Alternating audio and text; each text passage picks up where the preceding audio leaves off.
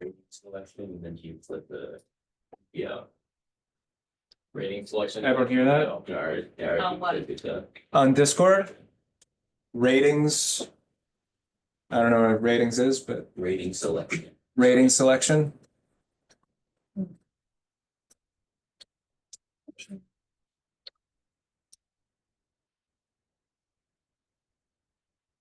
Wait, what the fuck?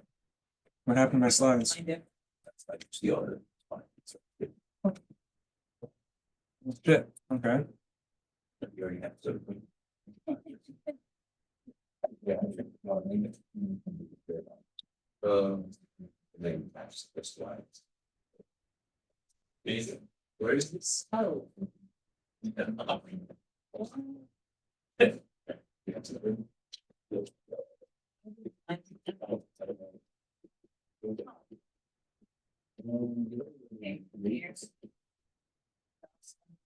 Did you already do the? You have to do the, but you just. Yeah, I just did yesterday. So you had to verify yourself. I think once they add you, that you. Oh yeah, some of you might not be verified and added yet. We'll take a break in the middle, and then we can figure out if we can groupthink, figure that out.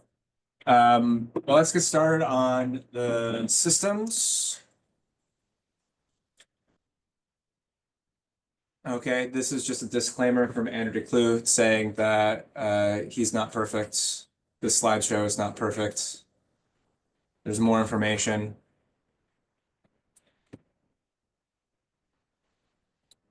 Okay, yeah, like I said, we're going to talk about electrical systems. We talked a bit about the ECU. Who remembers what the ECU is? The engine control unit. Engine control unit. EMS, you know what that is? That's our engine management system. And FADEC stands for Full Authority Digital Engine Control. So that's the thing that's like controlling the mixture and the timing and all that stuff. Fuel systems, oil system, engine cooling, and some failures, troubleshooting, that kind of stuff. So the Sling 2 is from South Africa. So all of our parts come from South Africa for the airframe. They get shipped over here, and then they're assembled right across the way in that hangar across from us. We have a Rotax 912 engine in all of our planes. The fuel-injected one is called the IS, and the carbureted one is called the ULS. This is a light sport aircraft. Does anyone know what a light sport aircraft is compared to like a standard category aircraft? I know a couple of you do. Do you know, Mason? I know there's at least two people in this room right now who have their PPL that can tell me what a light sport aircraft is. You're looking at me? Yes. Cessna's though. I'm like, Yeah, you're good. Okay, so a standard category aircraft like a Cessna or a Piper or really any of the legacy GA planes, they have to go through a lot of certification. Any changes to it has to go through another certification process. And they're great. Light sport aircraft have a few less rules. They have a couple unique rules. So it's, as it is defined right now, is it has to be below 1,320 pounds. So light in light sport. That's what a sling is. It's bigger than a glider, but it has to stay under 1320 to remain a light sport. This means that we have a little more flexibility. We can make small changes to it. One of the things that's a bummer about light sport aircraft is they're not certified to go into instrument conditions. Not really an issue for PPL right now because we're flying VFR, so outside of the clouds. But light sport aircraft aren't allowed to go into IMC, instrument meteorological conditions. That might be changing in the future. Who knows? We'll see. Uh, but yeah, it's just as safe. It's good for trainer aircraft like this, but it means we can build them a little bit cheaper. We have a little more flexibility on how we can change it. Uh, and yeah, that's about it. The weights of these, for some reason, are not that similar. Some of them are about 800 pounds. Others are about 910, 915 pounds. Where that extra 100 pounds comes from, I can't figure it out. It's the same airframe, same engine, same avionics. Uh, but yeah, they're all around 850 range. So that means our useful load is typically around 500 pounds, 450 pounds. Useful load is just, since we can only go up to 1,320 pounds, that means however much the airplane weighs without fuel, including oil and that sort of stuff, but without fuel, that's how much we can add to it. So if I weigh 170, another person I'm flying with weighs 170. That's 340 pounds taken out of the useful load. So if we have 450 pounds to work with, that means we can put 110 pounds of fuel and luggage, other stuff in there. So this is going to be important when we start talking about cross-country planning, because we need to stay underneath that weight limit to fly legally. So that's going to affect how much fuel we can carry with us, which is going to affect where we can go, if we need a fuel stop, that sort of thing. How much does fuel weight per gallon again? 6 pounds? Good question. Yeah, it's 6 pounds per gallon. So if we have 90 pounds left over after the passengers and luggage are added, that means we can carry 15 pounds of fuel, 7 on one side, 8 on the other. Not a whole lot. But our planes burn, we use for planning purposes, 5 gallons an hour. But they actually burn more like 3.5 to 4 gallons an hour. So we can go pretty far on a little bit of fuel. And also, we can't use our plane for aerobatics. We can't do intentional spins, that sort of thing. It's one of the restrictions that we have, light sport. Rotax, has anyone heard of Bombardier before? If you're from the Midwest, you might call it Bombardier. They make snowmobiles and stuff. Yeah, they make our engine. It's used a lot in snowmobiles, motorcycles, that sort of thing. We threw it in a plane, works really well. It's horizontally opposed, which we talked about earlier, which means as opposed to like a V configuration, V6, V twin, something like that, where the cylinders go like this. These are horizontally opposed. It's flat. 4-cylinder engine. And it has about 100 horsepower, 98 horsepower. During takeoff, 92 horsepower, not a whole lot. We have a few different ways that we cool our engine. We have liquid cooled cylinder heads. So that coolant, when you were doing a pre-flight, you noticed 2 radiators on the front. One on the top, one on the bottom. One of them is for coolant and the other one's for oil. Does anyone remember which one is which? What's the top radiator? Top is coolant. That's oil. Top's oil. Top is oil, bottom is coolant. I remember it by saying oil over water. If you put oil on water, it would float. So the oil is the top one, coolant is the bottom one. So we use coolant to cool our cylinder heads. The rest of the engine is cooled just by the airflow. Those 2 nostrils in the front take air in. The fins on the engine kind of disperse that heat. And then it's oil cooled as well. So the oil flowing through the engine to lubricate it and clean it is also taking some of that heat along with it, and then it goes through the radiator where air passes over the radiator, cools that oil, and then goes back through the system, cools everything off. There's a good mnemonic for that. Ranog 4. You know Ranog? No, why don't you write it up on the board? Okay. Yeah. And I'll keep talking, then we'll talk about it. This helped me a lot actually. Yeah, Ranog 4. I think I heard R-hang for or something like that, or hanger for. This is what it was on Andrew DeClue's video. Ranog 4. Okay. So it's basically that. It's Rotax. I think it's on the next slide, actually. Oh, Is is it? it? Yeah. Oh yeah. Shit. There it is. All right. I like drawing on the board anyway. The PPL is.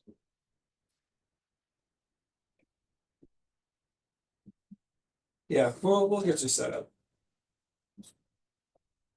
Yeah, so air coolant, which is 50% water, 50% propylene glycol. And then it's also air cooled.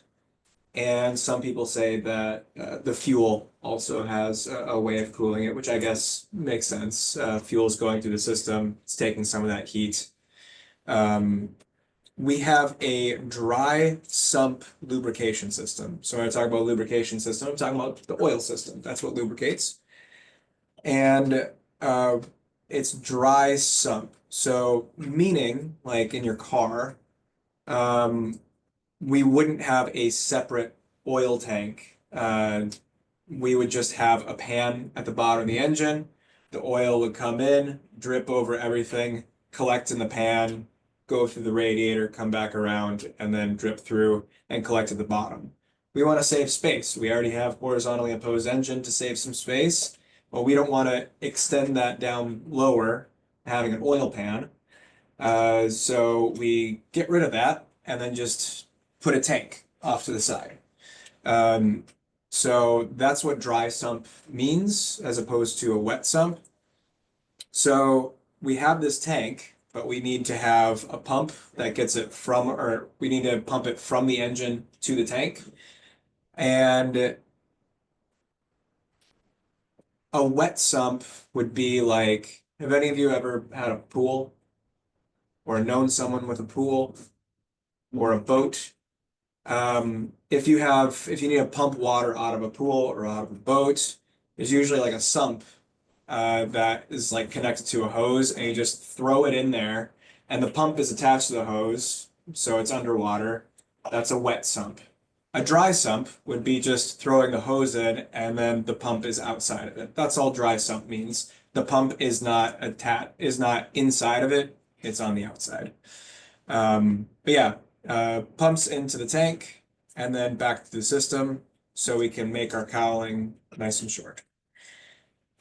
We have a gear reduction box. I know a couple of you who here flew non-slings before? Yeah, a couple of you. What RPM would you cruise at? 2500, 2400. 2400, 2500. All of you flown at least a couple times in sling. Do you notice about what RPM we're cruising at typically? Just in a range? 5,000, 5,200, 4,800, 5,400, so a lot more. Is our prop spinning twice as fast? No.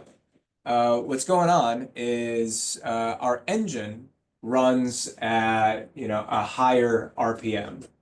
Our engine runs at such a high RPM that if it were connected directly to the prop, like most planes are, like Cessnas are, our prop would spin so fast that it would either break the sound barrier or shatter into a million pieces because of the centrifugal force. So we still want all that power coming from the 5,000 whatever RPMs, but we don't want our prop to spin that fast. So because of that, we gear the prop down. We have a gear reduction box. So while our pistons are firing at 5,500 RPMs, our gear reduction box is 2.43 to 1. So it gears it down. What that means is if our engine RPMs were, let's say, 2,430, then our prop will be spinning at 1,000 RPMs. If it were our RPM said 4,860, then our prop will be spinning at 2,000 RPMs. That's all that means. Here's that R Hanog 4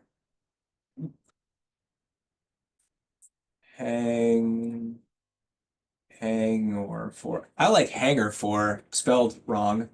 No. Hangor 4. But whatever. Write this down. One of the things that you'll be asked, maybe in pre-solo phase check, but at least in your check ride and later phase checks is, hey, describe your plane to me. Okay, well, we have a Rotax 912 engine. It's 4-stroke, 4-cylinder, horizontally opposed, puts out about 98 horsepower. It is air and liquid cooled. It is naturally aspirated. So naturally aspirated, aspiration, like to breathe. What naturally aspirated means is we're just taking whatever air is outside and bringing it into the engine. We're not compressing it or anything like a turbo would. So whatever the air pressure is outside, that's how much we're bringing in. So if we have, so what that means is the air gets less dense with altitude. It can also get less dense with heat. So we need a certain amount.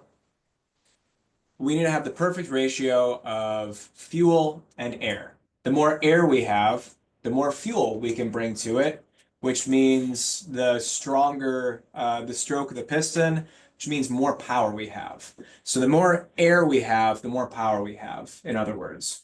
When we go higher up, since it's naturally aspirated, the air is less dense, which means we can only put so much fuel in there, which means the strokes are weaker, less air, less power. So if our plane was not naturally aspirated and it had a turbo, we'd just be taking that less dense air, compressing it, and then still using as much fuel as we want, and it would be more powerful. Pretty much every car today has a turbo of some kind. You can have a smaller engine, more powerful. Oh, so that's what naturally aspirated means, just the ambient air. We have a dry sump forced lubrication system and a gear reduction box. And bonus points, if you can remember, it's 2.43 to 1. Maybe about 2.5 to 1, if you can't remember that. Ugh, that's a lot of reading. So this is the plane that you're going to be flying. You have been flying, and you'll fly this throughout all of your training, except for maybe once or twice when you fly the decathlon for spin training or upset recovery training. Our plane isn't certified. It's not certified for spins. It's been done before, maybe accidentally. Yeah, it's not certified for spins, so you have to do your spin training in a different plane. But everything else you'll be doing in this. Your PPL, your instrument, your commercial, CFI, double I, and then I guess your multi-engine training. Slings don't have multi-engine, so we have the Technum for that. Light sports certification. So we talked about some of those limitations. Legal limitations. The Airplane Factory, which is the company that makes slings, they've also put limitations on the plane for safety. Boo, boo, boo, boo, boo. Okay, our panels are pretty much all the same. The ULS panel and the IS panel is a little bit different. We have different radios. Maybe it has a magnetic compass still. But all the IS planes have identical panels. We have the G3X touchscreen, and this talks to everything in our plane. G3X touchscreen, that's the one that's right in front of you in the left seat. displays our flight instruments, um, our altimeter, vertical speed indicator, rate of turn indicator, attitude indicator, our airspeed indicator. We have our HSI right here. Our magnetic compass. We'll talk about how it's slightly different from a magnetic compass later. So yeah, all of our flight instruments are over here, and then our engine instruments are on another side. We looked at what all these menus are down here yesterday. So that's the Garmin G3X touchscreen. Then we have our GTN 650. Our GTN 650 is our radio, is the simplest way of putting it. We have our communication radio frequencies, our comms, we put in through here, change them through there. And it also has our navigation radios. So if you were looking through your King School, you probably watched a video on VORs, ground-based navigation. Well, that's a radio, a type of radio on a different frequency. And the G650 will be able to tune into those frequencies and be able to navigate using a VOR. It also has our WAS-enabled GPS. We'll talk about WAS another time. But it has our GPS stuff in here. So if we're putting in a flight plan, say, okay, I want to go to Palomar, and the route I want to take is from here to the Queen Mary to Huntington Pier to a couple other points to Palomar. We would put that in here. And then our GPS, this would be the actual GPS that we're using. You notice on the top of the plane, there's two little pucks. We have two GPSs actually. This is the most accurate one. The other G3X one is kind of a backup. That's a little bit less accurate. All that information will be put into here and then sent over to the G3X so we can see it on the map, that sort of thing. Also, as a backup, we have our G5. G5 has all of the same instruments, same flight instruments on there, attitude indicator, altimeter, etc. Everything that's over here is on here as well, but it just gets that information from a separate system. We talked a lot about redundancy yesterday. We want to have at least two of pretty much everything. The only thing that we don't have redundant systems on are comms. We don't have two radios. So if our comms go out, then we have to deal with that some other way. And then over here, we have our autopilot system. We won't touch that much until later on. But this is here. This is also a Garmin autopilot system. And for the first few weeks, couple months anyway, maybe you'll use the heading or altimeter knobs, but we'll be saving autopilot for another time. But this is our avionics suites: G3X, GTN 650, G5, and the Garmin autopilot system. I think it's a something 430. I forget what it's called. Boop, boop, boop, boop, boop. Yeah, they just call it Garmin autopilot in the slides. Yeah, produced in South Africa, shipped to the US right across. And then they're certified at French Valley. How many of you know John and Martha King from the King School? Yeah, that's where they're from. You'll see any of their videos, like French Valley traffic. Yeah, it's a nice little cross country down the way. All right, let's talk about our electrical system. First off, does anyone have any questions about the general information that we just went over? So we could get certified for instrument on our planes, even though we're not allowed to go into instrument conditions. Yeah, good question. So our plane is fully instrument capable. In fact, it's more capable than a lot of planes that are certified to go into IMC. It's just a weird regulatory loophole that no light sport aircraft can go into instrument meteorological conditions. The capabilities of light sport have come a long ways. So we'd be totally fine going into IMC, but we're not allowed to. So the way we get around that for training purposes is we simulate instrument meteorological conditions. So we do that by wearing view limiting device, foggles. It's like glasses that are faded here so you can only look down. So you're not looking outside, or you shouldn't be. And you're just looking at your instruments. That's how we do our training. We'll shoot approaches. Those are a pair of foggles right there. Really, as a quick aside, there's something called the mosaic ruling where they're gonna hopefully reclassify what a light sport is. And the two things that would be the most impactful for us is it would get rid of that 1320 weight restriction. And so we could actually, because our plane can carry a lot more than 1,320 pounds.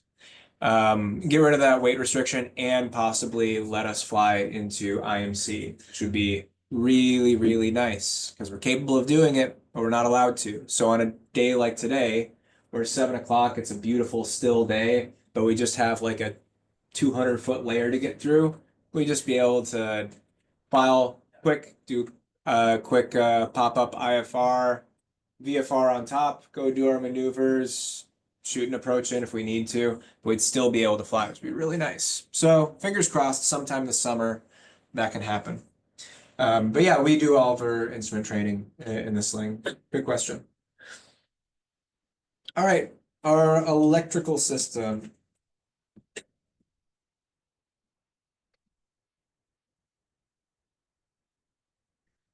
Okay, so our electrical system, in a lot of planes, we talked about magnetos yesterday. The magnetos are completely independent of their electrical system in most other airplanes. That's not how we are, but if the plane has magnetos, it's separate, and the magnetos are basically, we talked about what they are yesterday, but you need magnetos to have the engine run. It's where you get your spark, and then you have like a mechanical fuel pump, and you have a carburetor that's also mechanical. Doesn't need, if your entire electrical system failed, it would be fine. Your plane would still run. Our planes need electricity to run. If we'll talk about how we generate electricity in just a second. We have a generator that generates electricity and, among other things, powers our ECU, that engine control unit that we talked about. And then that engine control unit controls our fuel pumps, our fuel injectors, our spark plugs, and our mixture control. So if our ECU isn't running because we don't have electricity coming through it, then we no longer have fuel. We no longer have spark. And our engines can't just run on air alone, so our engine would die. We have ways around that because, in case of emergency. So, how do we produce electricity? I'm gonna do my own diagram here really quick. I think the best way to talk about our electrical system is just to start from the very, very beginning. We need power to start our plane, right? Since the engine's not running, the only thing we're left with is electrical power. If we're not generating electrical power, it has to be stored. So that means we're getting that electrical power from the battery. So the whole journey starts from the battery. So we have a 12-volt battery. And we're going to use some of that electricity to start the engine. So that 12-volt battery goes to our starter motor. Can I not draw a rectangle?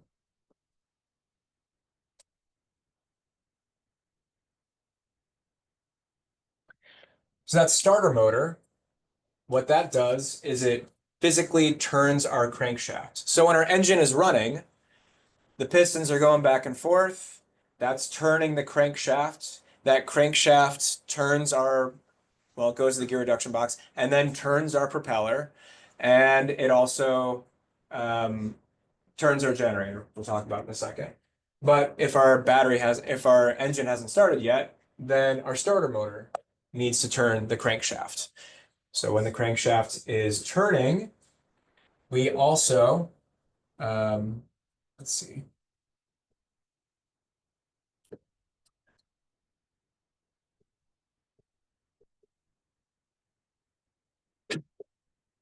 So now our crankshaft is turning. Like I said, there's the prop in the front. On the back side of the crankshaft, we have a generator.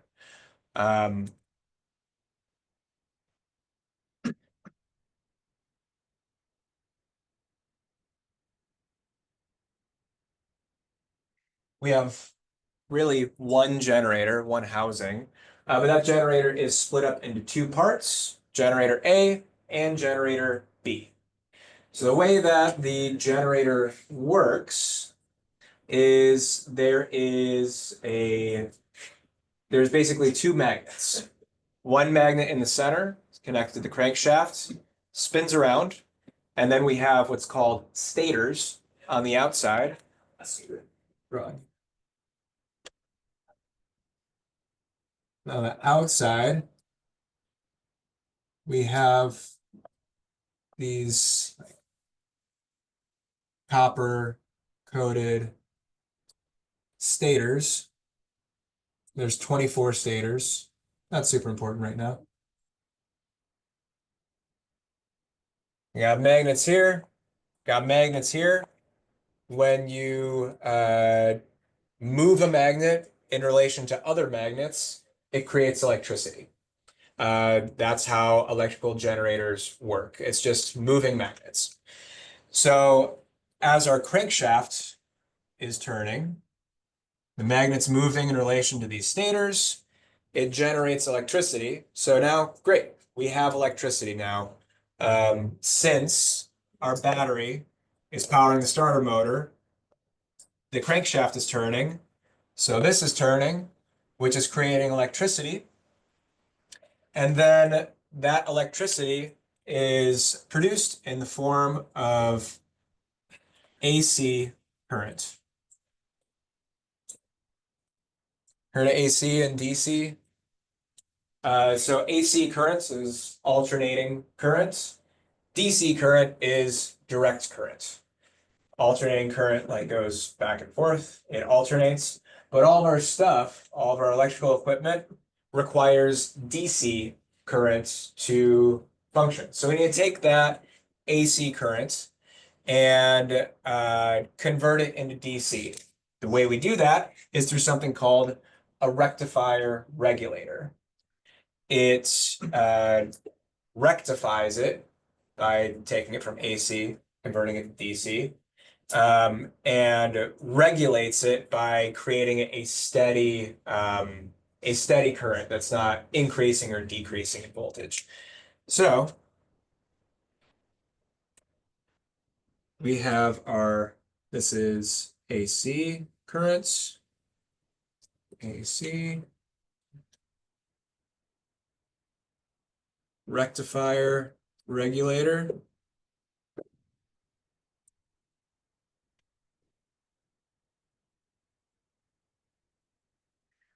That rectifier regulator converts that current into DC. Now the electricity is in a form that's usable by all of our electronics. So going back to the two sides of the generator. Generator A powers our ECU. So it's in charge of our engine stuff. That goes to our ECU. What does ECU stand for again? Engine control unit. Engine control unit. So that engine control unit controls our spark, our fuel pumps, our fuel injectors, and also our mixture control.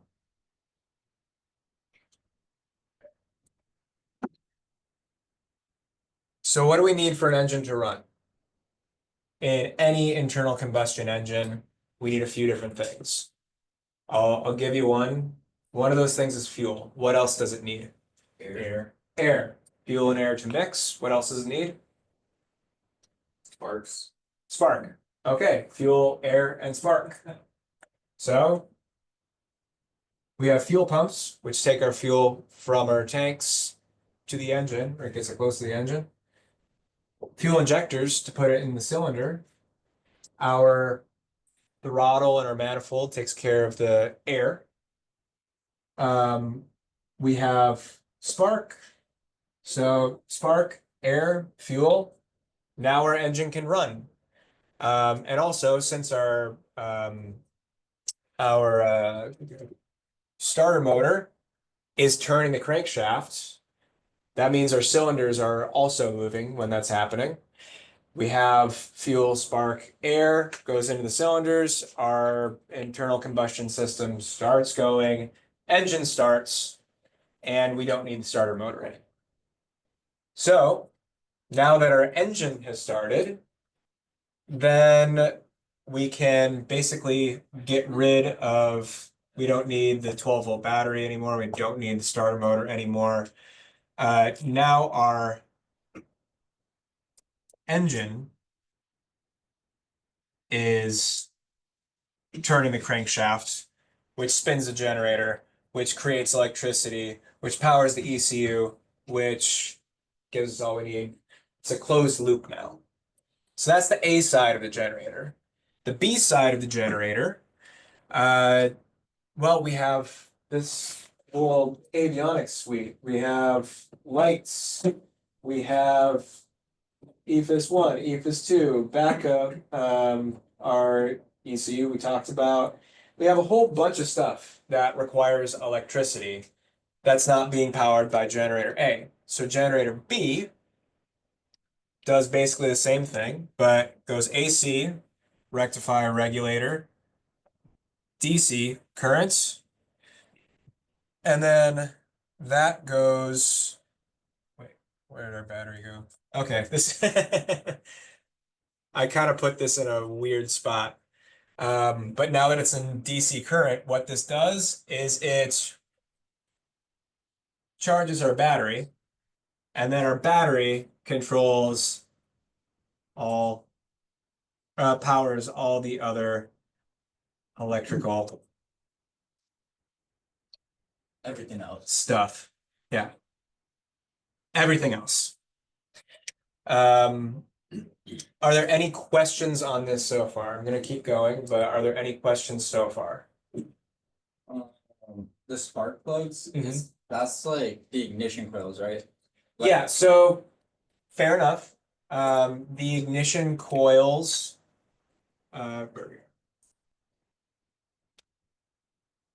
Like the middleman. yeah.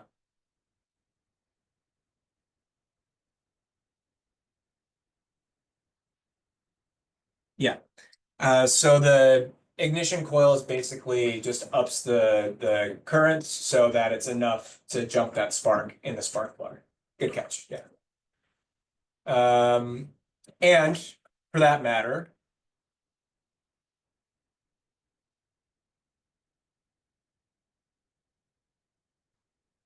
there is also a middleman here between the battery and the starter motor, and that's the starter relay. 12 volts isn't enough to power the starter motor, so you have a starter relay, increases the current, so it's something usable for the starter motor. So to recap, you get in the plane,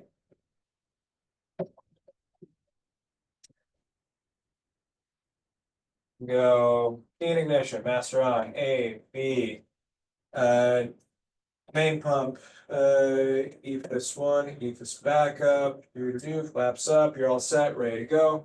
Start, you crank the engine. When you turn that key, it connects basically connects the battery now to the starter relay. The starter relay powers a starter motor. The starter motor turns the crankshaft. Once the crankshaft is turning, we start generating AC currents through generator A and B. First thing to go is generator A.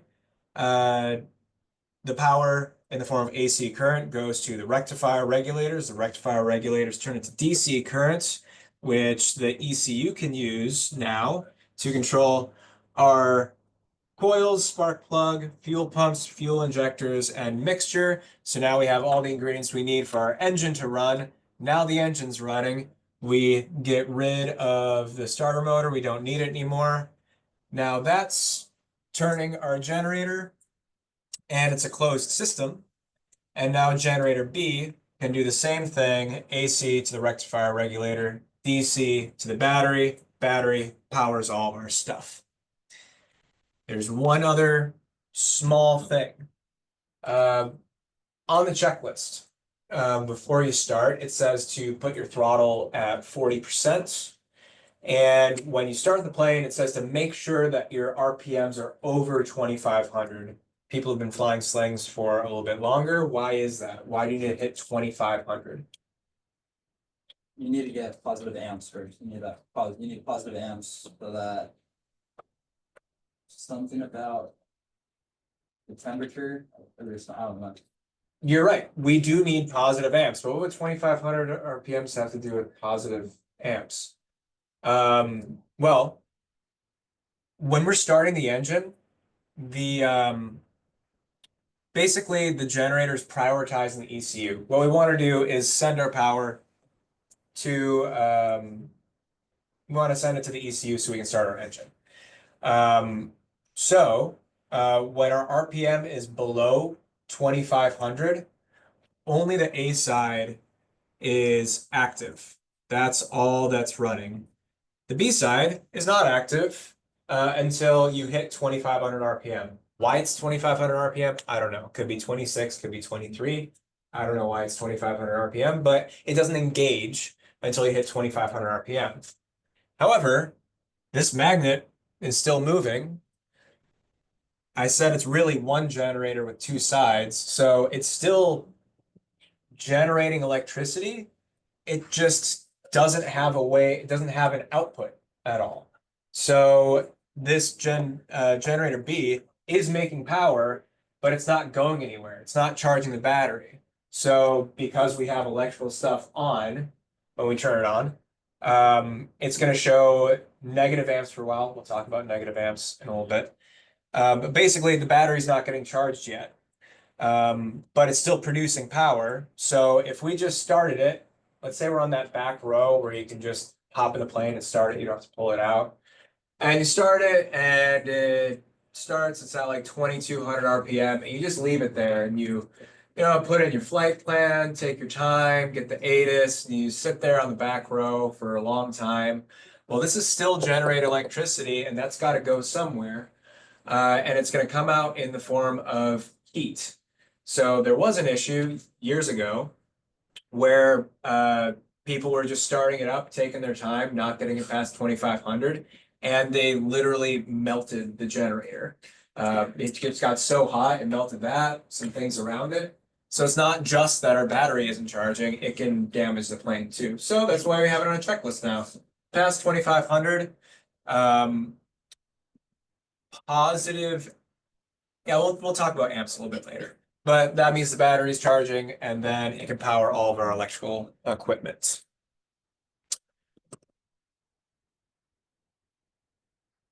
This is the simple version. A and B goes to rectifier regulators, A and B. A powers the ECU, B powers the battery. That's the, like, poor penmanship, beautiful mind, written on a window version. Oh God, you took a picture of it. It looks horrible, but anyway, if it helps you out, hope it does. Okay, two internal generators, like we said. It's on the back side of the engine, back side of the crankshaft. we have generators rather than alternators. Talk about that in a bit. 24 stators.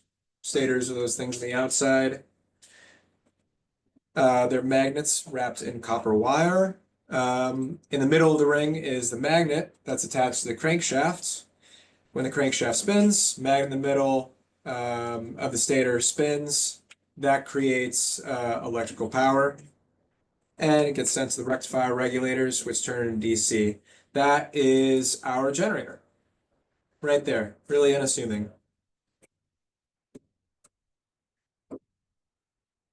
Another picture of our generator. That's our gear reduction box right there. That's where the prop mounts onto. I apologize in advance. There's some pictures of here that have like, oh, arrows, and it's like 1, 2, 3, 4, 5, 6, 7, and they're not labeled. And I'm like, I don't know what this is supposed to be pointing at. So sorry in advance for that. That's the other profile view of the generator. You see these right here. These are attached to the pistons. So when the pistons go up and down, it's turning this crankshaft. Can all of you kind of visualize that? Pistons moving. This makes these go around like this. And then all this turns, all of that turns. Another picture of the generator. These are the stators. There's that magnet on the inside. Here's a picture of what AC current looks like. It's switching back and forth, and the voltage is switching back and forth. So the rectifier regulators regulate the current so that the voltage is constant, and they rectify it, meaning they turn it from AC to DC. Nice, smooth stream.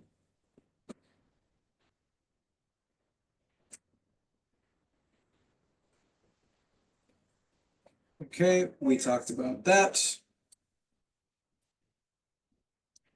On either side of the fuse box, you can take a look at the engine display that's out there. You guys are really lucky that wasn't around when I was a student. We just had to imagine everything and do our best to look in all the little holes in the cowling and see like, oh, what is that thing over there in the shadows?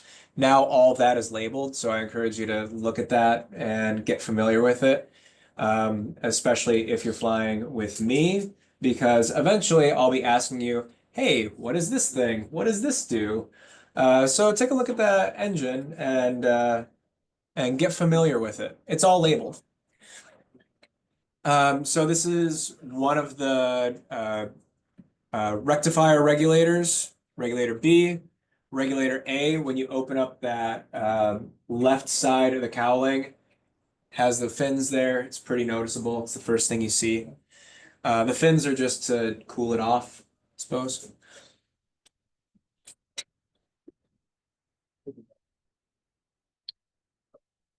Okay. It's a good thing going off book. All of these things are just kind of reiterating what I was saying. ECU controls mixture, fuel, and air. I guess what I didn't say is there's a bunch of sensors that help the ECU decide what's going on. So you have all these sensors giving the ECU information. Think of the ECU, it's just a computer. It's a computer that has two processors. Yeah, I'm gonna go off book real quick again. So the ECU has two processors. We have all these sensors. It feeds the raw information to the ECU. The ECU goes, okay, under these circumstances, with this pressure and this airspeed and blah, blah, blah, we're gonna put this much fuel into this cylinder at this time, and that happens like a few thousand times a minute. So computer, two processors. So we have lane A and lane B.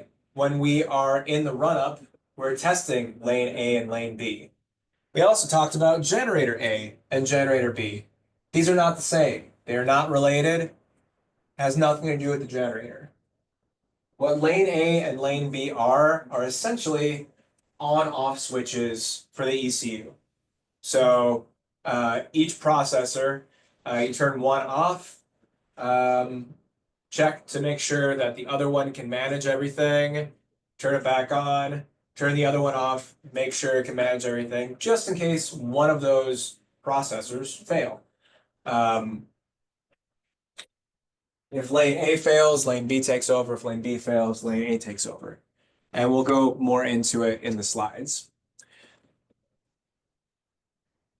Okay, 12-volt battery. You can see a 12-volt battery is mounted basically on the firewall. So if you're looking at one of the cowlings in the back. This battery powers all of our electrical stuff, including 2 instrument backup batteries. That's our EFIS backup. You notice EFIS backup when you want to turn on the G3X to check the fuel, get the hops time, that sort of thing. We put the EFIS backup switch on and EFIS 1, and then it turns on. So the EFIS 1, which is the G3X, has its own backup battery. So that if our electrical system fails or is underpowered or something, it can run on its own battery for a certain period of time. And there's another backup battery that's connected to the G5. So in order to get the EFIS, in order to run this on its own battery, you go EFIS backup, EFIS 1, it's running on its own battery. This turns on the connection, that turns on the system. Then we have a backup battery for the Garmin G5. The only way you access that is by pressing the on button. You press the on button and the master is off. Master connects the battery to all electronic things. You can just press and hold this, it'll turn on. That's our second backup battery. I had someone give me a gotcha question. It's like, how many batteries do we have? No, it's like 3. He's like, no, it's not 3. Think. We have a battery in our ELT, our emergency locator transmitter. And I was like, yeah, okay. I have a battery in my iPad too. Anyway, those are our 2 backup batteries. Yep, the other one's in G5. Oops. Lasts for maybe 4 hours. Not super important in my opinion, and I'll tell you why a little bit later. Yeah, EFIS backup, EFIS, when the main battery gives out, we can run on its own external battery. And it's being charged by the main battery always. So they're always at full charge.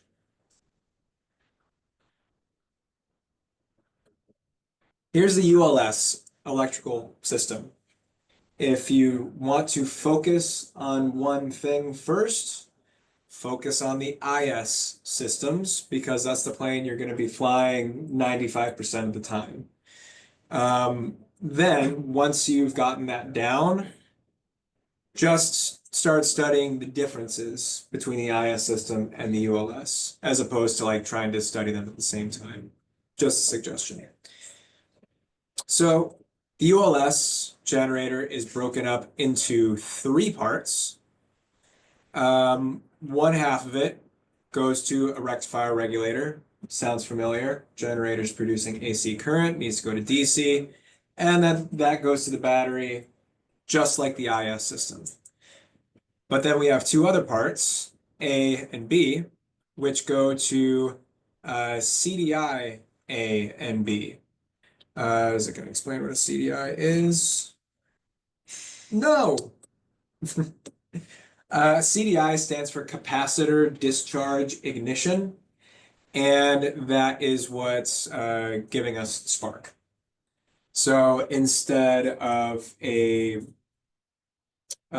system that we have in the IS, we use, instead of ignition coils, it is a capacitor. They're doing the same thing, which is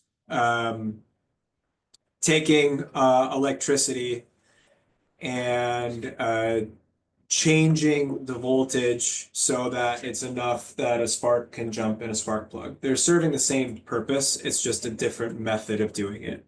And it's called a CDI, capacitor discharge ignition. Big difference is it doesn't have a rectifier regulator. I'll be honest, my ULS knowledge is a little bit rusty. I haven't flown a ULS in over a year.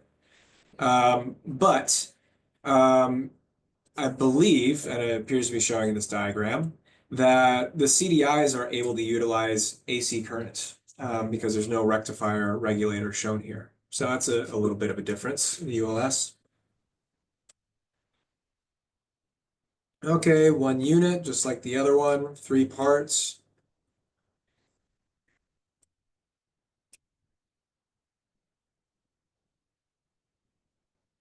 That's exactly what I said. The other 2 generators send AC power directly to the plane's ignition system. Okay, yeah, so we don't need rectifier regulators for a CDI system, which is nice. Take out a part. Okay, so unlike the IS, which has a fuel injection system, which is electrical, needs electricity to function, the ULS is a carbureted system. Carburetor gets our fuel air mixture manually as opposed to electronically. However, it's kind of a special kind of carburetor. It's a carburetor that does not require manual mixture control. In most carburetors, as you climb and the air gets less dense, you manually change how much fuel is going with that based on, well, kind of based on sight and feel. Can you explain how you change the mixture? What? Carburetor. Yeah, in the carburetor, you're changing the mixture to get the balance right. Yeah, so when you're on the ground, you want it full rich. And then when you lean it, you're basically just taking out the fuel to air rich ratio. So you're just changing the ratio of fuel to air. Yeah, so you're leaning it, right? Yeah. So as you're climbing, let's say you're climbing to like 8,000 feet or something, you need to kind of lean. How do you know when to stop? So you pull it out all the way until you actually feel the performance degrade. Like that's how I was taught. Like you feel it, like the engine, it runs a little rough, and then you push it in just a little bit more. Yeah, does everyone understand that? So basically, if the mixture is too rich, there's too much fuel to air, it's not going to run the best always. If there's not enough fuel to how much air, it's also not going to run great. So you lean it out. Leaning it out just means that you're decreasing the amount of fuel going in. Lean it out, it gets better, it gets better, it gets better, and then it starts to get worse. So then you come back, just kind of dial it in that way. Our carburetor doesn't do that. We don't have manual mixture control. Our mixture control is actually kind of unique. I think that's in the next page. We have a constant depression carburetor. My CFI Emmanuel would always say, you remember it because it's just like your CFI is constantly depressed. I actually like my job. I've only been doing it for 3 months, so maybe maybe after I've been here for a year and a half that'll change, but I like this. So we have 2 constant depression carburetors. I love how this graphic is in charge, is over the words, and then I can't change that. I asked Andrew to change that like 3 months ago. Didn't happen. But you have one carburetor per side. The dual carburetor systems gotta sync up. Otherwise, basically you're making sure they're dialed in the same way. Otherwise, they're going to behave independently of each other. It's not going to run very smoothly. Some cylinders will be getting more rich mixtures. Other cylinders will be getting more lean. So, okay. The way a constant depression carburetor works is as remember we talked about a Venturi system, and as that air gets as that airflow is restricted, it becomes less dense, faster, and colder. So it's coming through here, and with that float bowl carburetor, it kind of pulls that with the low pressure, pulls that out of the float bowl like a straw. So it just kind of sucks the fuel out, grabbing whatever it is based on how fast it's going and the density of it. Uh, this is sort of similar, but it behaves a little bit differently. As we adjust the throttle, we're adjusting how much air is going in there and what the restriction is, changing the density, speed of the air. And as that changes, this needle goes up. I keep pointing at the fucking computer. As that changes, the pressure changes in here, and it causes this needle to raise up or down. You can see here it's not very clear, but the needle is tapered. So if you can imagine kind of like a screw or a nail, bottom of a nail, it's very small at the bottom, comes to a point, and then gets progressively wider out. So the higher up you are, so let's say this is a tube, and this is where the fuel's coming in. Well, if it was all the way down, there'd be no airflow coming in, or very little airflow flow coming in. As it raises up, then we can have a little more airflow coming in as it raises up higher, more fuel, more fuel, more fuel. So this is what is adjusting the mixture. The amount of fuel that's coming in is based on the air pressure in this carburetor, and that raises this needle, which allows more or less fuel to come through here. You don't need to build one of these carburetors. You don't need to describe it in immense detail. At this point, it's sufficient to say a constant depression carburetor uses the changing air pressure to raise a needle up and down, which gives you more or less fuel. That's the basics. You don't need to explain it really more in depth than that. If you want to go head first into it, you can look at the Rotax ULS build manual, and it'll tell you everything you need to know. You can look up videos on constant depression carburetors, but that's sufficient for now. Okay, hold on. Let me see how much we have left here and if we have time for a break, because I wanted to be able to get some of that stuff soon. Holy shit. Oh my God. What? I mean, we kind of went over a lot of stuff. Yeah.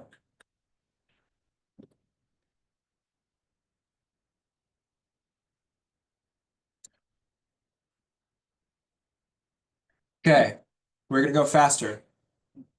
Anyone have questions so far? It's a good spot for questions. Yes, Are these slides, can we access these slides? yes, Okay, those are part of the Discord thing. yeah. And someone said it is in the PPL Discord. I think I saw it, yeah. Okay. So once we get that set up, you'll be able to access these slides. Okay, we talked about this. One main 12-volt battery. G5 has apparently an 8-hour battery. G3X also has a backup battery. Okay, so kind of working in tandem with the ECU, we have an engine management system. What the engine management system is it's the ECU. We know what the ECU controls. We have sensors taking in information, actuators, and wiring harnesses. It's basically the computer and everything that gives the computer information. That's a part of the engine management system. And what it does is it controls the ignition, fuel injection, the generator, manages the generator, and it'll give fault detection, meaning it can tell when a system is not functioning appropriately. One thing that I didn't mention with our generator is that maybe it's in the slides later, but I'll cover it now. If generator A fails, ECU doesn't have any power. So if Gen A goes away, I don't really care if we have a battery that can power autopilot. I don't care if the battery is getting charged if we don't have an engine. Obviously, we want to prioritize the engine. So if generator A fails, then generator B automatically takes over and starts powering the ECU.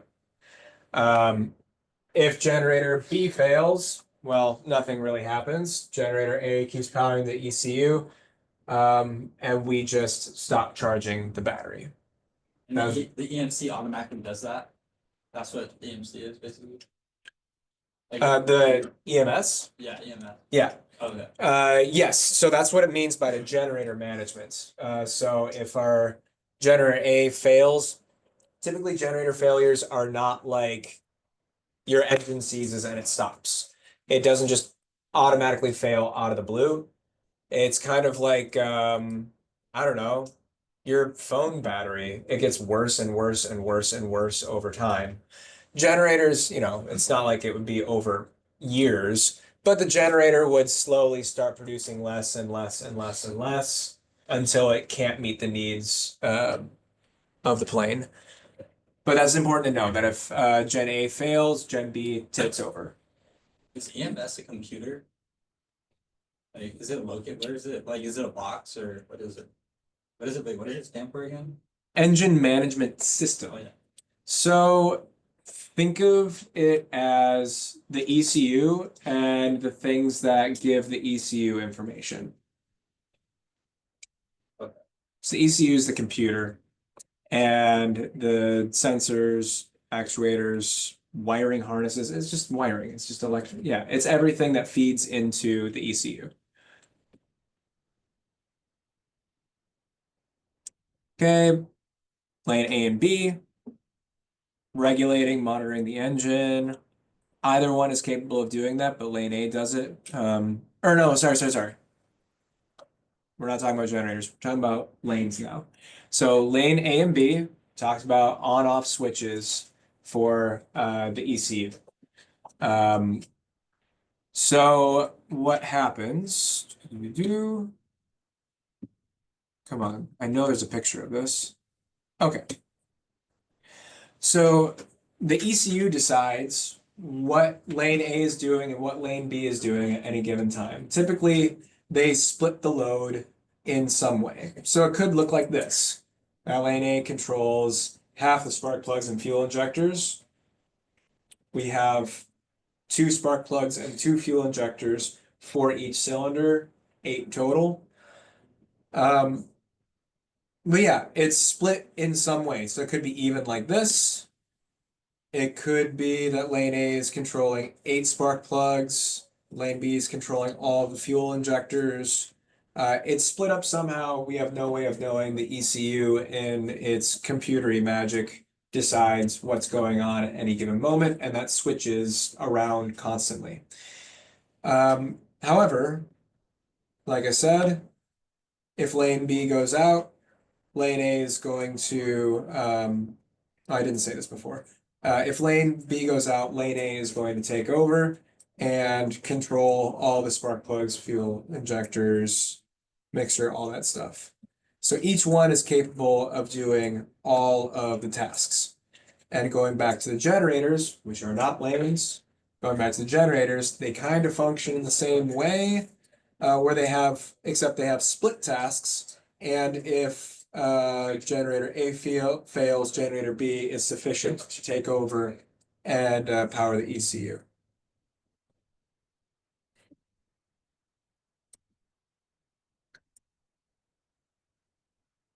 Okay, we're gonna go a little bit faster here.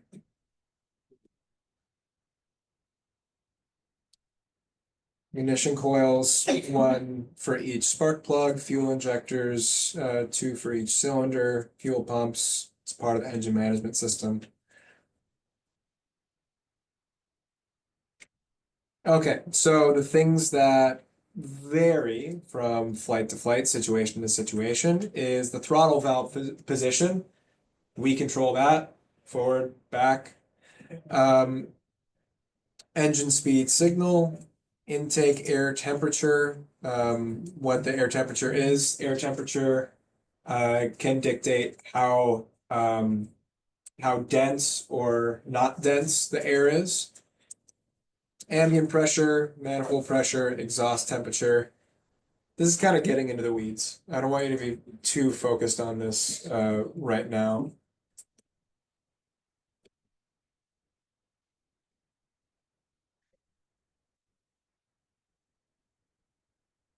Okay, so we're doing a run up. We're checking these lanes we talked about before. So when you're cycling each lane, you're turning off lane A, lane B takes over. When you turn off lane B, lane A takes over. Run-ups are performed in eco mode. I don't know if you noticed that, but right by the RPMs, it'll say eco or it'll go away. When you turn it off, eco mode goes off. When it's not in eco mode, it's in power mode. And when it's in power mode, the RPMs increase. Let's go back. Does everyone know what RPM means? Rotation per minute. So that's describing the cylinders and it's describing, you can use it to describe a prop too. Okay. Is it the cylinders that are moving on RPM or the prop? 'Cause It's the crankshaft. so it's how fast the propeller moving? No, it's the propeller has like your reduction box, right? Yeah. So, but you could also say our engine's running at 4,800 RPM, crankshaft's making 4,800 revolutions per minute, but our propeller is running at 2,000 RPM. And my bedside table fan is running at, I don't know, 500 RPM or something. It just means revolutions per minute. Just want to make sure that we're all on the same page there. We won't get asked about like manifold pressure, right? With like the propellers that could change. In what rating instrument? Yeah. No.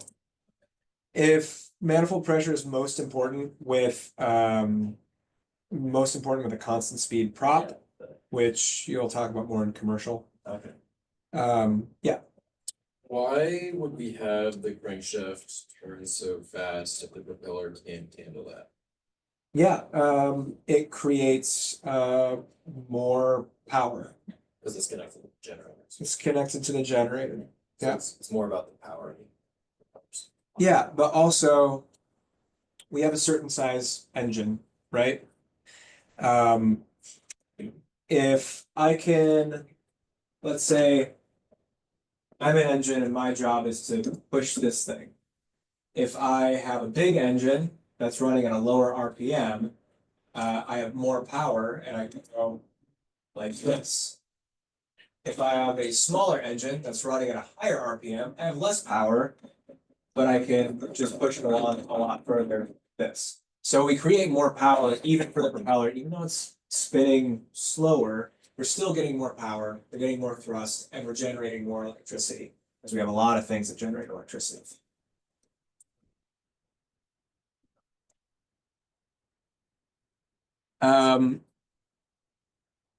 Yeah, we can move on from that. Fuel system. We have at least two fuel pumps. Most of our planes now have a third boost pump that is always active. But we have two main fuel pumps. We check those in the run-up as well.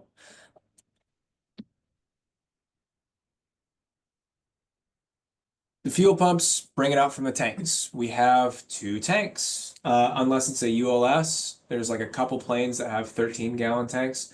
Most of our planes have about 20-gallon tanks. I believe it's 19.8 gallons on each side for a total of almost 40 gallons, 39.6 gallons.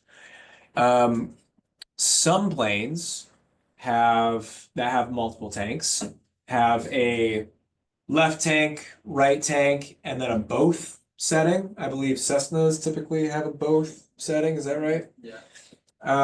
We do not. We either choose the left side or the right side. So if we have 10 gallons on the right and then we run the left dry, doesn't matter that we have 10 gallons on the right, our engine would still stop if we don't switch it over to the other side. That's why we get a reminder every hour to switch our tanks. It's why in our checklist, when we come into land, it says, put it on the highest tank. We have to manually switch that. So we have that fuel selector, which leads to and from each tank. And that fuel system is set up so that it pumps a certain amount of fuel, maybe it'll be in the slides, out of the tank, over through a few places that we'll talk about, and then basically into the engine. The engine doesn't need all the fuel that we're pumping. It needs about 20% of it. So the fuel that gets used goes into cylinders, burned, whatever, we're done with it. The rest of it continues on its way and then comes back into the tank. And it goes back to the tank from which it came. That's what a fuel selector looks like.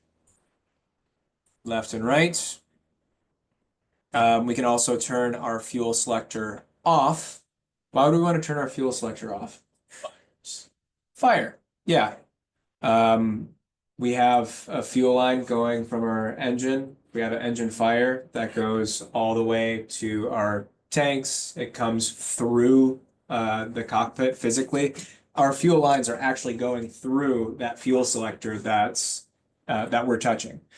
So we don't want that fuel to burn up into the cockpit or into the wings and explode us. So if we have an engine fire, we shut off the engine, or we shut off the fuel selector, and then whatever's in the lines we burn off, and then the engine will shut off on its own from a lack of fuel pressure. And then hopefully it's enough to dry that part of the lines out.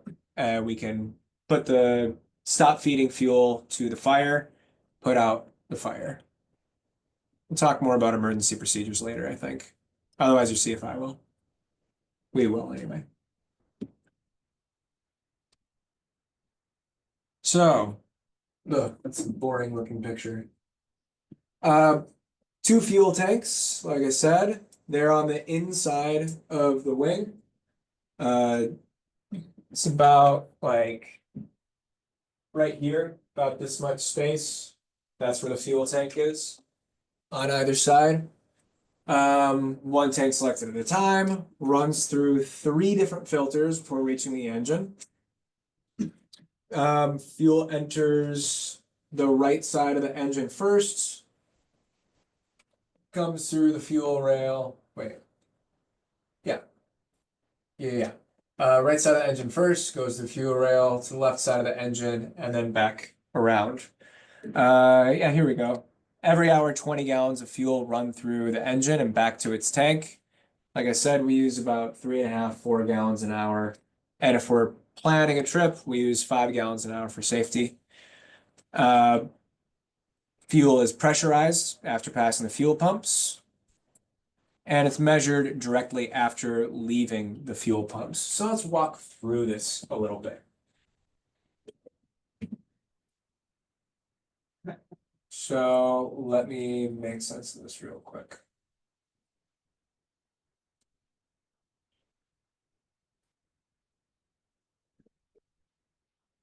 Okay, so let's say we have the right tank selected. The fuel goes from the fuel pickup to a filter, a coarse filter. So it's just picking up any kind of debris. If, I don't know, you opened up the tank and a bee fell into it, then it would get caught by that coarse filter. Any kind of debris, that kind of stuff, goes to the first filter. It goes to the fuel selector. So if it's right side is selected, it's going to take the right side, left side selected, left side goes through. From the fuel selector, it goes to the gascolator. Where's the gascolator? The bottomless part of the plane. Yeah. Yeah, we sunk that during pre-flight. And that is the lowest part of the fuel system. Why is it important to sump the lowest part of the fuel system? What are we looking for when we're sumping? Water. Good. Water and sediments. Yes. So sediment is heavier than fuel. Water is also heavier than fuel. So all that stuff that we don't want is going to go to the lowest point of the fuel system. So if we have anything in there, it should be found in the gascolator. So we check that gascolator. This also kind of acts as a filter as well. From there, we're at the lowest point of the fuel system. So it makes sense that in order to move it uphill, we gotta pressurize it somehow to get it to move. We use our fuel pumps for that. Two of them if we're in the practice area, doing maneuvers, taking off, landing, that kind of thing. If we're on a cross country, we don't need both of them. We can just keep one on. Yeah, the fuel pump pressurizes the fuel so it can push it toward our engine. And then once it's pressurized, we want to know what pressure it's at. That makes sense. So we have a fuel pressure sensor that tells us, hey, your fuel pressure is in the green. It's at 43.5 PSI. What's PSI? Is it pounds per square inch? Pounds per square inch, just a way of measuring pressure. If you filled a bicycle tire, it might be at like 70 PSI. Your car tire might be at, I don't know, 40, something like that. So yeah, it's just a way to measure pressure. Yeah, so we have our pressure sensor, and then we move along to restrictor valve. Just makes the line smaller. More importantly, we have a fine filter. So we had a coarse filter, gets out major debris. We have the gascolator, which kind of acts as a even more fine filter, catch anything, some of that sediment. And then after that, we have a fine filter. We want to make sure that we're not pulling any garbage into our cylinders. So we have that fine filter. Have you ever, let me see, what would be a good example? Have you ever had like a colander, like for spaghetti, that kind of thing, and it gets like cheese on it or like something sticky, and then you just have like all this gunk built up in between this filter, or maybe like a hair straightener in the shower, and it gets filled up with like soap scum and all that stuff. It doesn't flow through anymore. So what happens if we have some debris that makes it through these first two filters and then just starts like gunking up that filter? Well, then we're not going to get any fuel to our engine. So if we don't get fuel, then our engine quits. So to make sure that our engine keeps running, dirty fuel is better than no fuel at all. So if the fuel filter gets blocked up, this is going to become more pressurized, and at a certain PSI, we have this pressure activated bypass valve that opens up so that all of the fuel that's supposed to go to the filter will go around and come through this way and then still make it to the engine. Goes from the right side to the left side. Any fuel that's not being used returns back to the fuel selector and then back into the tank from whence it came. That makes sense? Doesn't make logical sense. That's when it comes to systems, these were built this way for a reason. They were designed this way for a reason. Every single part has a purpose. So some people go into this and they look at it like they're, I don't know, memorizing vocab words in another language. Like, I just need to memorize this goes to this, goes to this, goes to this, and then I can say it on my check ride and we're good. That might get you a pass if the DPE doesn't ask you any follow-up questions, but it's so much easier not to memorize this stuff because if you understand what each thing is doing, it just makes logical sense. Goes from the tank. We want to make sure there's no debris. We need to select the tank. We want to make sure there's no debris coming in through it, so we have a filter. Once it goes through that, goes to the gascolator, so we can see if there's any more debris in there. That's the lowest part. It needs to be the lowest part, so we can get any water, debris out. We can see that there's debris, sump it till it's clear. Once it's at the lowest point, it needs a pump to pressurize it to get it to the engine. Now that it's pressurized, we want to know what that pressure is, so we have a pressure sensor. And now that it's pressurized on its way, we want to make sure it's extra clean, so we have a fuel filter. If that filter gets clogged, we need a bypass valve to get to the engine.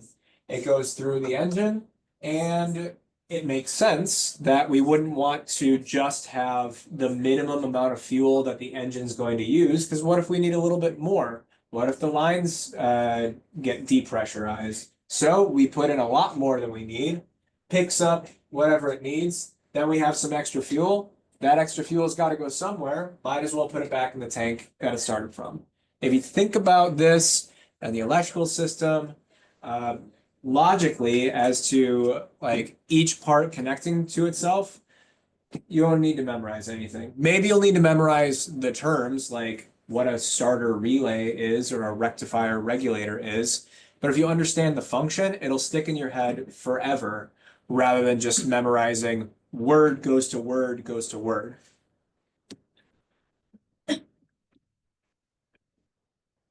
Okay, we talked about this. Take a picture of it, or it's also in the slides, so you can take a look at it there. And this is for the IS specific. Yes. That's a fuel flow. Then it goes back to the selector, back to the tank that it came from. Here's another way of depicting it that I think is more confusing looking, so I'm going to skip it. So this is depicting the fuel system as well. Let's point out some of these things. Where to start with? Okay, well, I guess number one is starting with the fine filter. So we got this fine filter here. And then that continues on the system. Here's the bypass valve. And it's important to, not really important, but important enough to mention that bypass filter is like a one-time use sort of thing. It doesn't like turn off and on. Once that gets activated, it's open. It's like you bust the seal on it, and now it's always going through the bypass. So you got to get it fixed. Got to change out your filter. You know. Good question. You would know by looking at your engine instruments. So it's a pressure activated bypass system. So if it needs an immense amount of fuel pressure to activate it, you would notice that your fuel PSI is going up. If it goes out of the green, you'll have an annunciation be like, hey, your fuel pressure is going up, and then it would go back down after that. You go, huh, that was weird. Maybe I've never had this happen before, but maybe the ECU even like throws a fault and is like, hey, this is what happened. Your fuel pressure went super high and the bypass valve was activated. I don't know specifically, but I know that it would be preceded by a huge spike in PSI. Number three right here is part of, this is where the injectors are. Injectors over here. This is the fuel rail that goes through from one side to the other. Number seven, Does it sense? another fuel line. It senses like the fuel to air number 3, right? There's sensors in it. Yes, and those are some of the sensors that we were talking about that the ECU uses in the EMS engine management system. Yeah. I apologize on behalf of aviation.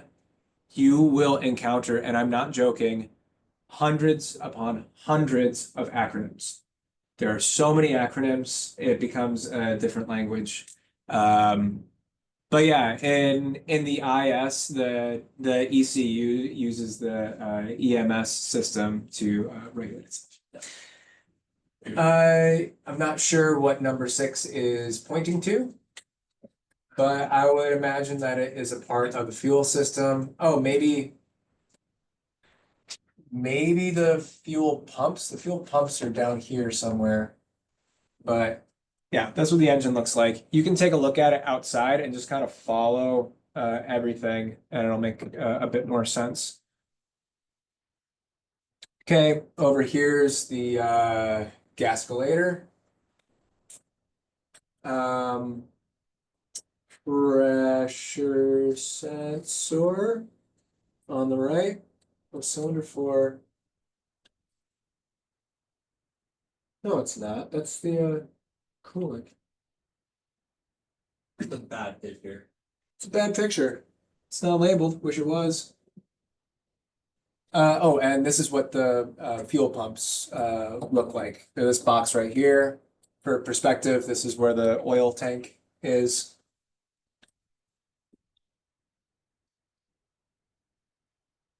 Okay. Intake system. We have the air intake. If you're looking at the propeller head on, it's on the left side or the right side if you're in the cockpit. They have that little fuel, or they have that little air vent, and that's connected to a tube. It's that orange kind of scrunchy looking tube. We all seen this during a pre-flight, right? That takes it to the air filter and through the throttle and into the airbox, also called the manifold. That air goes in, comes through, goes to each cylinder, gets farty green with fuel, I guess, and then it goes into the cylinder and explodes and makes this go. Direction of fuel flow. More pictures of the injectors. Yep. That's what the fuel pumps look like with the cover off. They're both electrically driven.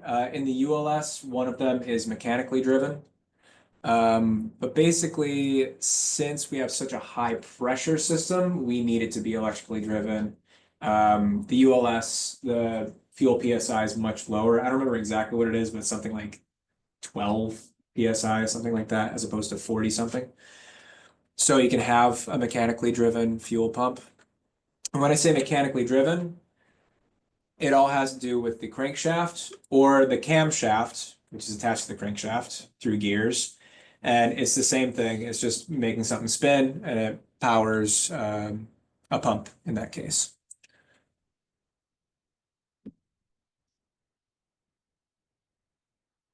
Okay, ULS fuel system, coarse filter, electric fuel pump, mechanical fuel pump to the engine. This is a little bit more simple.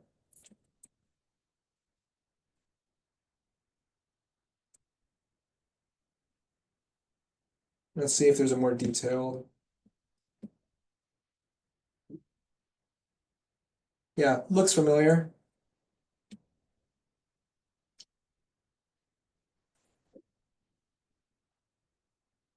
Okay, looking like the same information. It goes back into the tanks, just like the IS.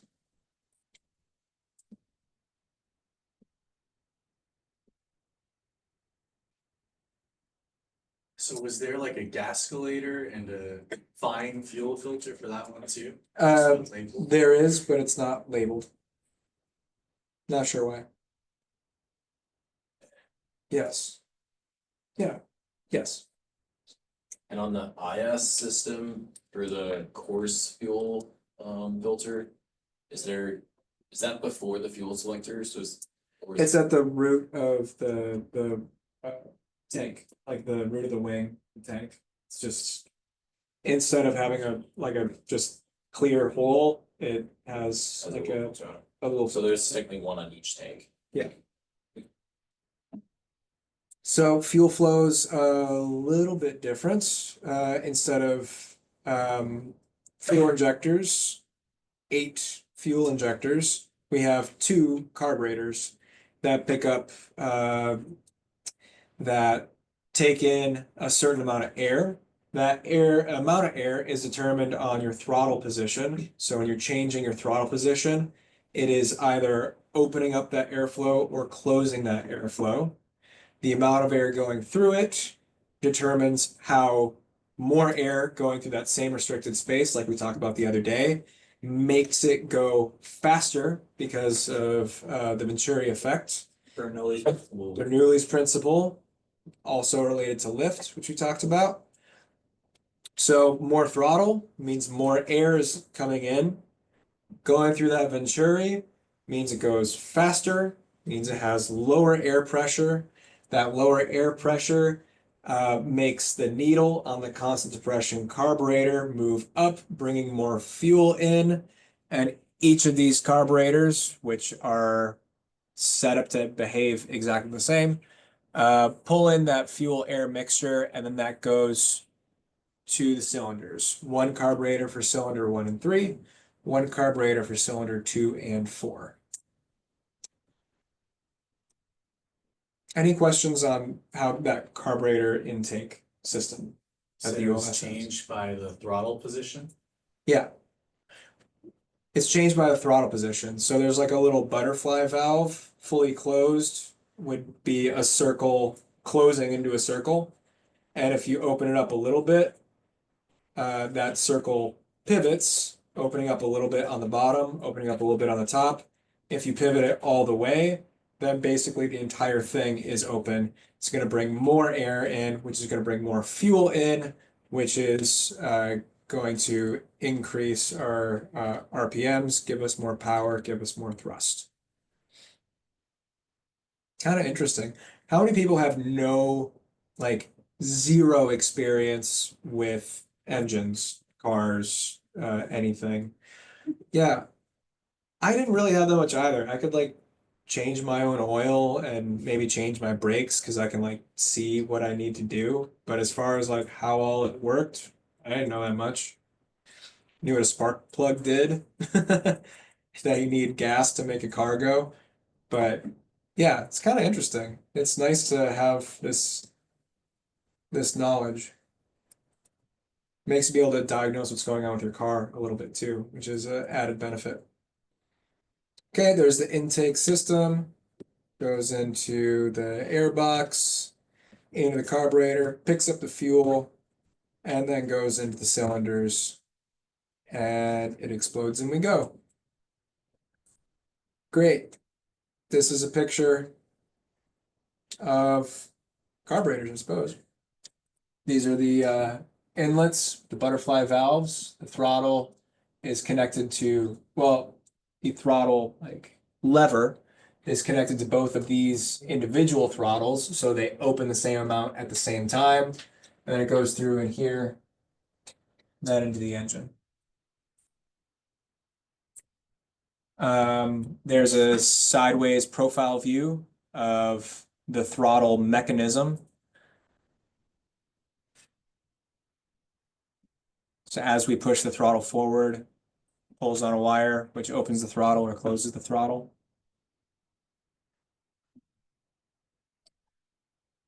I don't know what that is, what this part is, but this is a fuel line. It's part of the fuel system. And I'm afraid I can't help you with that picture either. This would be a lot easier if these were labeled. Does the ULS have autopilot? No. No. No autopilot. No G650. It has a different radio. Yeah, an instrument you never fly the ULS, and yeah, you might hop into one during commercial, maybe, or a CFI. Okay, we already covered this. One mechanical, one electrically driven. And we do have a bowl in the carburetor, which holds a little bit of fuel. So I guess if both the pumps failed, you would still be able to run the engine for about half a minute. Because it would just take the fuel from there.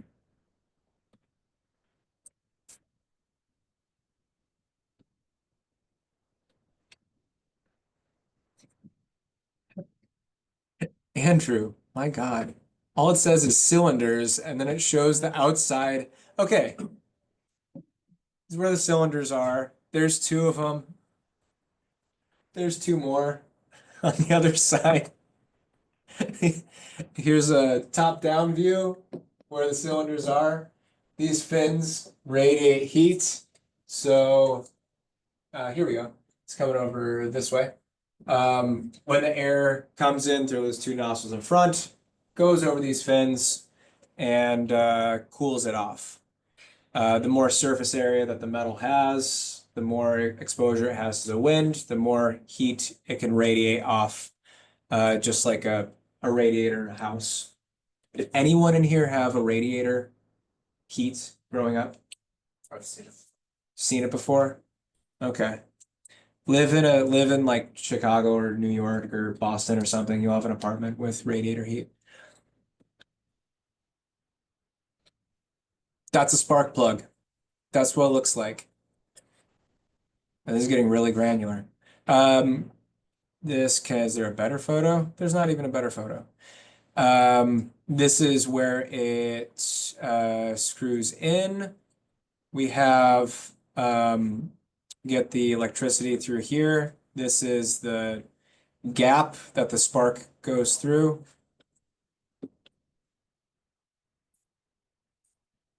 That's what an ignition coil looks like. So each ignition coil controls the spark plugs for that cylinder. Or sorry, two spark plugs for different cylinders. So in case that one ignition coil fails, you're not losing an entire cylinder. Is there a depiction of that? No, there isn't. So that just means we have, let's say we have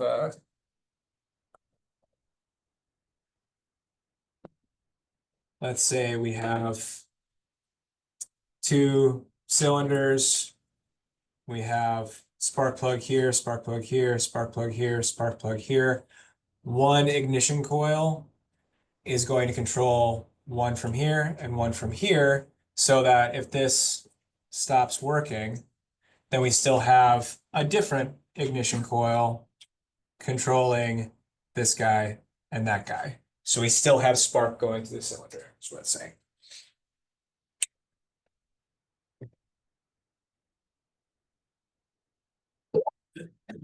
Oh my God. Timing of this is controlled by the ECU, and the ignition coil, like we said before, is kind of the middleman, like there between the ECU and the spark plug. Thanks for pointing that out, by the way.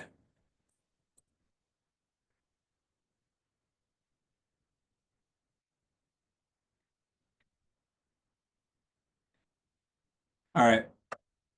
That's going to be a good place to stop. Fridays are quiz day.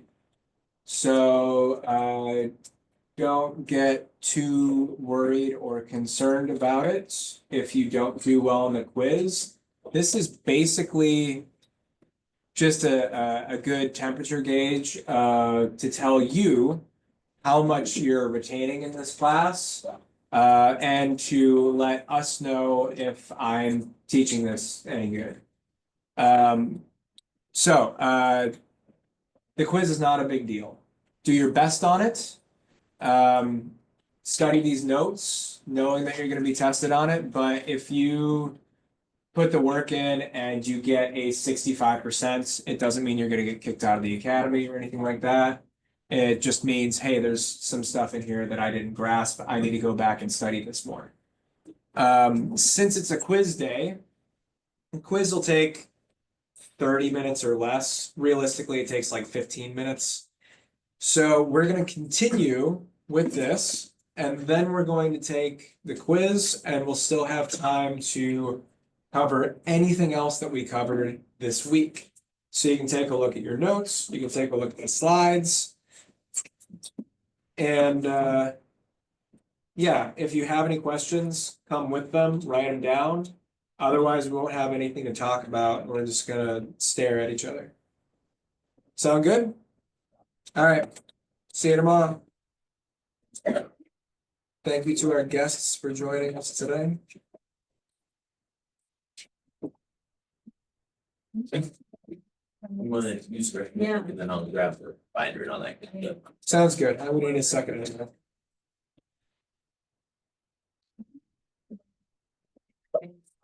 Is that Jamie? Did you, All the Discord coming. yeah, Yeah, but I'm not aware. did you Verify yourself. did you verify yourself? I did. Oh, I'm sorry. Yeah, I just turned mine in last. There. Okay. I think he did something. He did. I not verified. Where can you say? It's say verified. There's on there. Right. Wait, you know all this shit. I don't know any of that, but trying to like wearing signs. Not possible. Thanks, Zachary. Yeah, welcome. PPL scenario. Oh, wait, Zoom. Practical, I talked about.